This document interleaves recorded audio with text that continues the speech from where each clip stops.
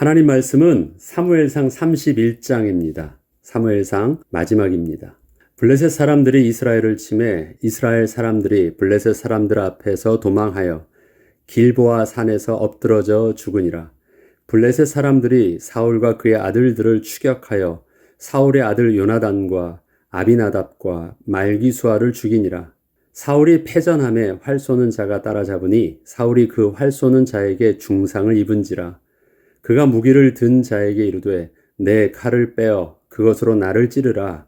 할례 받지 않은 자들이 와서 나를 찌르고 모욕할까 두려워하노라 하나 무기를 든 자가 심히 두려워하여 감히 행하지 아니하는지라. 이에 사울이 자기의 칼을 뽑아서 그 위에 엎드러지매 무기를 든 자가 사울이 죽음을 보고 자기도 자기 칼 위에 엎드러져 그와 함께 죽으니라. 사울과 그의 세 아들과 무기를 든 자와 그의 모든 사람이 다 그날에 함께 죽었더라.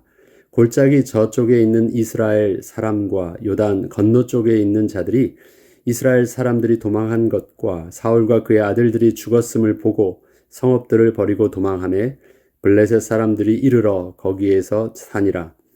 그 이튿날 블레셋 사람들이 죽은 자를 벗기러 왔다가 사울과 그의 세 아들이 길보아 산에서 죽은 것을 보고 사울의 머리를 베고 그의 갑옷을 벗기고 자기들의 신당과 백성에게 알리기 위하여 그것을 블레셋 사람들의 땅 사방에 보내고 그의 갑옷은 아스타롯의 집에 두고 그의 시체는 벳산 성벽에 못 박음에 길르앗 야베스 주민들이 블레셋 사람들이 사울에게 행한 일을 듣고 모든 장사들이 일어나 밤새도록 달려가서 사울의 시체와 그의 아들들의 시체를 벳산 성벽에서 내려가지고 야베스에 돌아가서 거기서 불사르고 그의 뼈를 가져다가 야베스 에셀 나무 아래에 장사하고 7일 동안 금식하였더라. 아멘. 이스라엘과 블레셋과의 전쟁은 다윗과 사울 모두에게 큰 위기가 되었습니다.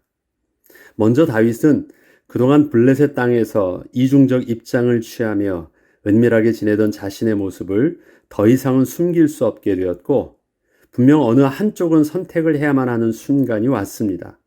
그러나 그 선택은 다윗에게 어느 쪽도 답이 될 수 없었던 죽음의 선택이었습니다. 성경은 다윗이 이러한 상황까지 가게 된 이유를 구체적으로 설명하고 있지는 않으나 한 가지 다윗의 실수였음을 알게 하는 본문이 있는데 바로 사무엘상 27장 1절로 2절 말씀입니다. 다윗이 그 마음에 생각하기를 내가 후일에는 사울의 손에 붙잡히리니 블레셋 사람들의 땅으로 피하여 들어가는 것이 좋으리로다. 사울이 이스라엘 온 영토 내에서 다시 나를 찾다가 단념하리니 내가 그의 손에서 벗어나리라 하고 다윗이 일어나 함께 있는 사람 600명과 더불어 가드왕 마옥의 아들 아기스에게로 건너가니라. 다음으로 사울의 상황을 보면 역대상 10장 13절로 14절 말씀에는 사울에 대한 평가를 이렇게 설명하고 있습니다. 사울이 죽은 것은 여호와께 범죄하였기 때문이라.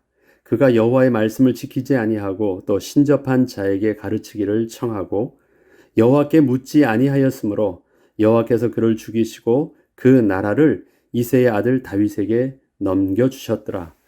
양쪽 다 동일하게 쓰고 있는 표현이 여호와께 묻지 않은 것입니다. 다윗이나 사울 모두 여호와께 묻지 않고 행하였던 일에 대하여 죽음의 순간까지 몰리게 되었지만 다윗은 그 순간이 인생의 결정적 반전의 순간이 되었고 사울은 마침내 죽음을 맞게 되는 결말로 가게 되었습니다. 다윗의 반전에 대하여 성경은 사무엘상 30장 6절에 울 기력이 없을 정도로 울다가 지쳐 몸과 마음 모두 가눌 수 없던 다윗이 그의 하나님 여호와를 힘입고 용기를 얻어 여호와 하나님 앞으로 나아가 바로 그 상황에서부터 하나님께 묻고 순종하기 시작했을 때 일어난 회복의 축복을 증거하고 있는 반면 사울은 사무엘상 28장 20절로 25절에서 보면 절망적 자신의 상황을 어디에도 물을 길이 없다 생각을 하고 끝까지 하나님께 돌이키지 않고 신접한 여인을 찾아가 묻고 있는 그 사울의 모습을 증거하고 있습니다. 결국 사울은 사무엘의 모습으로 속여서 말을 하고 있는 귀신에게 속아 낙심에 낙심을 더하게 되었고 너무도 낙심한 나머지 아무것도 먹지 못하고 있을 때 신접한 여인이 차려주는 그 음식을 먹고 간신히 일어나 전쟁터로 나가서 그의 세 아들과 함께 죽음의 결말을 맞이하게 되었습니다. 사울에 대한 역사적 평가는 세 가지로 정리해 볼 수 있습니다. 여호와의 말씀을 지키지 않은 것, 신접한 자에게 가르침을 청한 것, 여호와께 묻지 않은 것입니다. 여호와의 말씀을 지키지 않은 것, 여기서 여호와의 말씀을 지키지 않았다는 것은 시작할 때 이미 주의하여 들려주신 하나님의 말씀을 제대로 마음에 담아두지 않고 그의 말씀을 온전히 순종하지 않은 것을 말합니다. 그 말씀은 이미 들은 말씀이고 알고 있는 말씀이었으나 결국 그렇게 하지 않은 것입니다. 그리고 신접한 자에게 가르침을 청한 것은 지금 나에게 발생한 상황에 대하여 무엇이 하나님의 의이고 무엇이 죄인지 정확한 답을 얻지 못한 것을 말합니다. 하나님 앞에서 정확한 죄에 대한 인식이 없게 되면 그 다음부터는 치명적인 영적인 문제에 빠지게 되는 결과를 얻게 되기 때문입니다. 마지막으로 여호와께 묻지 않은 것은 죄에 대한 인식을 할 수 없었기에 당연한 결과로 더 이상 하나님 앞에 나아가 겸손히 무릎을 꿇고 들을 수 있는 영적인 비밀을 누릴 수 없게 된 것이었습니다.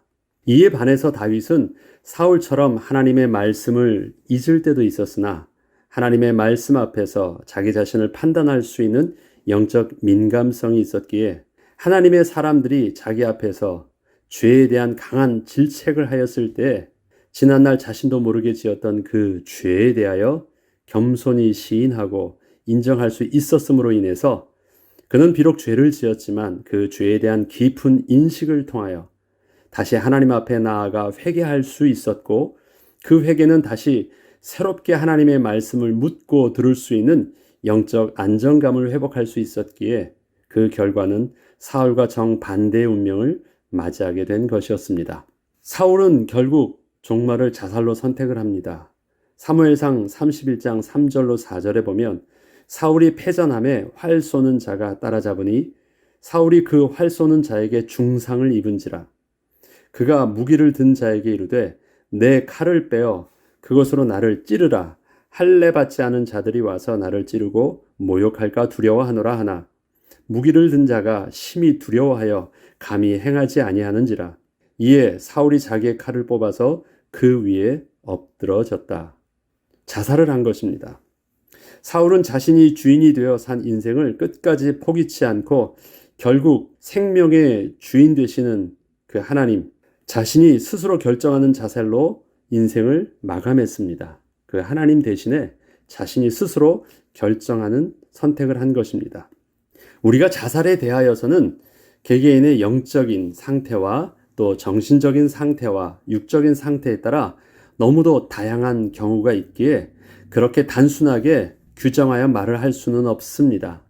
자살을 하면 지옥에 간다, 자살을 하면 잘 된다, 잘못됐다 말을 하기 전에 그것은 사람의 정신적인, 영적인, 육신적인 상태에 따라서 그것은 다양한 경우가 있기 때문에 자살한 그 형태 한 가지로만은 우리가 다 정확하게 판단할 수는 없습니다. 우리는 그저 지금 사울의 경우만을 한정해서 본다면 사울은 자신의 전 인격을 통하여 끝까지 하나님을 거부하고 있었다는 것을 그의 죽음의 순간까지 보았다는 것입니다. 우리는 사울의 자살의 모습을 처음부터 보고 있기 때문에 사울에 대해서는 우리가 정확하게 그 상태 속에서 평가를 내릴 수 있다는 것입니다. 자살이라는 행위 자체만을 가지고 죄의 여부를 따지는 것이 아니라 그의 죽음의 직전까지 그의 전 인격적 의지는 분명 하나님을 거부함으로 인해서 생명도 자신이 스스로 선택함으로 하나님의 왕 되심을 그는 끝까지 거부한 것입니다. 죄의 속성은 그것입니다. 실수한 것이 아니에요. 내가 가지고 있는 전 인격적인 의지, 생각할 수 있고 내가 의지적으로 그렇게 행동할 수 있고 내가 그것이 어떻게 되어지고 있는지 알고 있는 것, 그게 전 인격적인 의지예요. 하나님을 거부하는 것이 바로 죄입니다. 사울이 지금 자살을 선택했던 그 과정들을 보면 그러한 하나님 앞에서 끝까지 자기의 주인됨과 자기의 왕됨을 끝까지 놓지 않고 지키려고 하고 있는 것, 자기의 자존심을 지키려고 하는 그 모습이 죽음의 직전까지도 계속되어 있습니다. 그래서 자살해서 죄를 지었다라는 것이 아니라 그는 그 죄가 그를 끝까지 저주 아래서 놓이지 못하게 하고 있는 것이었습니다. 사울의 자살은 그의 한 사람의 죽음으로만은 끝나지 않았습니다. 무기를 든 자가 사울의 죽음을 보고 자기도 자기 칼 위에 엎드러져 그와 함께 죽으니라. 사울과 그의 세 아들과 무기를 든 자와 그의 모든 사람이 다 그날에 함께 죽었더라. 울 기력이 없도록 통곡하며 절망에 빠졌던 다윗과 그와 함께한 모든 사람은 그 마지막 순간에 다윗이 하나님 앞에서 다시 힘을 얻고 설 수 있었음으로 인해서 그에게 속했던 모든 사람이 그날에 다 살아나는 축복을 누릴 수 있었지만, 사울의 경우는 사울 한 사람의 낙심과 하나님에 대한 거부로 인해서 그에 속한 모든 사람이 그날에 전부 죽음에 이르는 비참한 결과를 맞이하게 되었습니다. 울 기력이 없도록 낙심했던 다윗의 모습도 나오고 몸조차 가눌 수 없어서 지체했던 사울의 모습도 똑같이 나옵니다. 그런데 그 다음이 달라요. 거기까지 보면 똑같아요.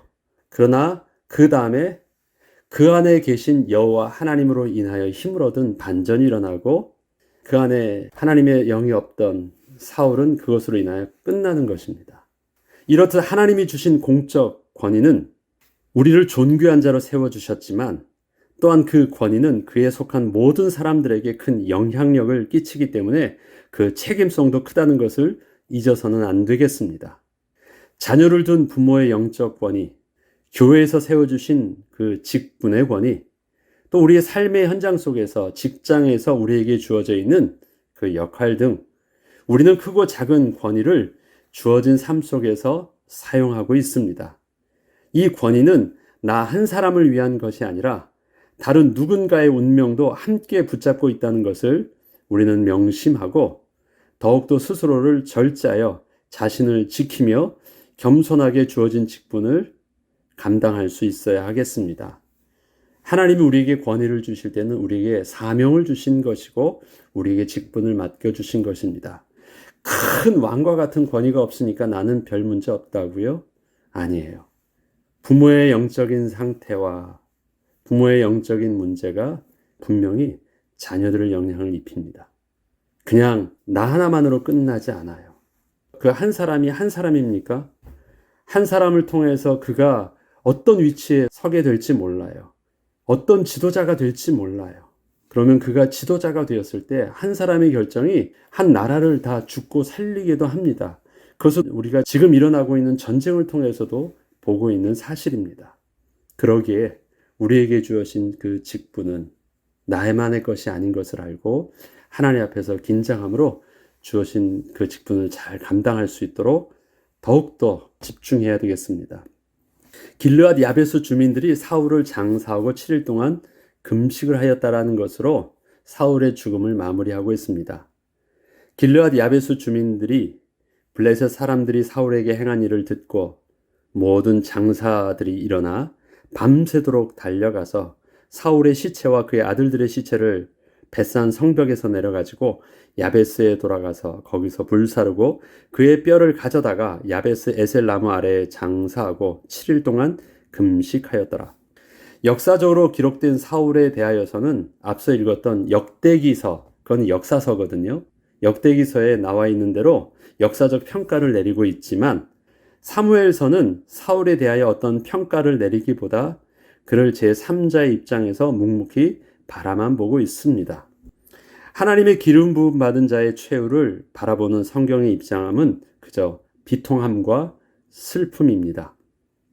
하나님께서는 블레셋 사람에게 그렇게 비참하게 죽고 그 시체마저도 능력을 당하고 있는 사울의 모습을 길르앗 야베스 사람들을 통해서 은혜로 덮어주시면서 사울의 시대를 마무리하고 있습니다. 길르앗 야베스 지파는 사울이 초대왕으로 뽑히고 난 직후에 암몬 족속의 침공 때문에 주민 전체가 한쪽 눈이 다 뽑힐 상황에서 사울이 온 이스라엘을 모아 암몬 족속을 쳐서 몰아내므로 구원을 받게 된 지파로 사울에게는 큰 은혜를 입은 지파였습니다. 우리는 그 암몬 족속의 그 폭력을 기억할 것입니다. 이러한 길르앗 야베스 사람들이 사울과 그의 아들들의 시체가 능욕당함을 들었을 때 죽음을 무릅쓰고 저들의 시신을 구출하여 돌아왔고 가족 장례를 치러주고 7일 동안 금식하며 애도하여 줌으로써 사울의 종말을 명예롭게 하여 주었습니다. 다윗은 왕이 된 후에 길르앗 야베스 사람들을 불러 지난날 사울을 그렇게 장사해 준 일에 대하여 크게 칭찬을 해 주게 됩니다. 그것이 사무엘 하 2장 5절로 7절에 나와 있는데 우리가 먼저 읽어보면 다윗이 길르앗 야베스 사람들에게 전령들을 보내 그들에게 이르되 너희가 너희 주 사울에게 이처럼 은혜를 베풀어 그를 장사하였으니 여호와께 복을 받을지어다. 너희가 이 일을 하였으니 이제 여호와께서 은혜와 진리로 너희에게 베푸시기를 원하고 나도 이 선한 일을 갚으리니 이제 너희 손을 강하게 하고 담대히 할지어다. 너희 주 사울이 죽었고 또 유다 족속이 내게 기름을 부어 그들의 왕으로 삼았음이니라 하니라. 다윗을 죽이려 했던 사울을 장사 지내고 7일 동안이나 금식하며 애도하였다는 것은 사울 시대가 끝이 나고 다윗이 통치하는 상황이 되면서 길르앗 야베스 주민들에게는 다윗에게 크게 눈치를 볼 일이 생긴 것이었습니다. 그러나 이때 다윗은 오히려 저들을 불러 칭찬과 하나님의 복을 빌어줍니다. 다른 그 어떤 정치적 이유는 우선 내려놓고 다윗은 분명 사울의 죽음에 대하여 그것은 분명 애통하며 부끄러운 일이며 다시는 그와 같은 일이 일어나지 않기를 바랬습니다. 이러한 다윗의 마음은 개인적으로 사울과의 관계에서 보자면 사울이 그렇게 저주 아래서 죽어간 것을 마땅히 생각하며 즐거워할 일처럼 보였지만 다윗은 그를 사울이라는 한 개인으로만 보지 않고 하나님의 기름 부음 받은 자로서 보고 있었기에 그의 비참한 최후를 비통함으로 일관되게 맞이하고 있던 것입니다. 우리의 교회와 우리가 관계를 맺고 있는 하나님의 백성들에게 일어나는 크고 작은 갈등과 사건들은 우리 모두의 아픔이고 부끄러운 일입니다. 혹시 피해를 본 또 내 개인의 입장에서 본다면 저들에게서 일어나는 일들이 혹시 나의 감정을 속 시원케 할 일들이 일어난 것일 수도 있겠지만 우리는 하나님의 관점과 하나님의 마음으로 하나님의 교회의 아픔을 또 하나님의 성도의 아픔을 볼 수 있어야 합니다. 우리는 길르앗 야베스 주민들처럼 혹시 발생하는 하나님의 사람들의 그 부끄러움과 아픔들을 은혜로 덮어줄 수 있는 또 애통해 줄 수 있는 그런 긍휼의 마음이 있어야 되겠습니다. 사울이 심판을 받고 고통을 당하는 것, 그것은 하나님과 사울과의 문제입니다. 그러나 여전히 우리는 하나님의 백성이 세상에서 그렇게 부끄러움을 당하는 것은 나의 부끄러움이고 또 우리의 아픔이고 또 하나님의 아픔이라는 것을 알아야 됩니다. 10손가락을 깨물어 아프지 않은 손가락 없다는 말이 있습니다. 그것이 부모의 마음이고 그것이 우리를 향한 하나님의 백성을 향한 마음입니다.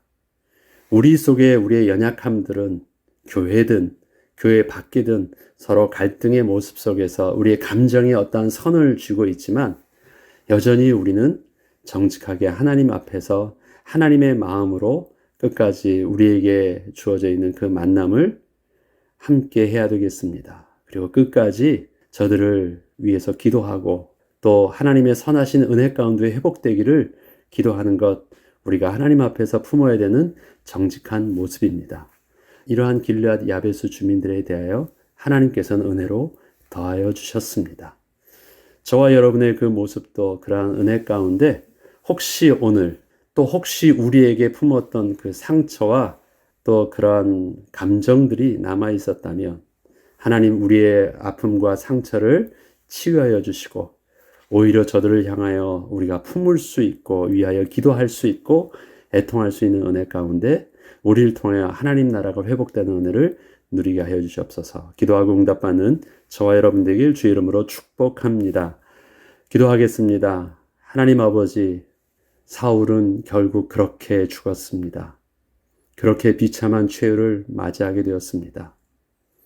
그의 삶의 과정들을 보면 결국 그렇게 될 수밖에 없는 것을 예상할 수 있었지만 그것은 사필귀정이여 잘된 일이라고 우리가 그렇게 마땅하게 품을 수 없는 것은 우리가 하나님 앞에서 하나님의 마음으로 우리도 하나님의 은혜가 없다면 그럴 수밖에 없는 연약한 모습을 알기에 우리도 정직하게 겸손함으로 그저 애통합니다. 하나님 아버지, 우리의 교회를 불쌍히 여겨주시고 하나님 우리에게 맡겨주신 직분 하나님께 두렵고 떨림으로 잘 감당하게 하시며 우리와 함께는 주의 백성들이 은혜 가운데 주님 앞에 온전히 설 수 있도록 깨어진 관계와 아픔들을 치유하여 주시고 회복하여 주시고 교회가 온전한 샬롬의 축복으로 더하여 주시옵소서. 그래서 우리는 아픔을 덮는 자요, 상처를 덮는 자요, 부끄러움을 덮는 자요, 애통하는 자가 되게 하시고 우리를 통해서 깨어진 교회와 성도들의 마음들이 치유함을 받는 큰 은혜의 직분 끝까지 감당함으로 쓰임받게 하여 주옵소서. 감사드리며 우리 주 예수 그리스도 이름으로 기도합니다. 아멘.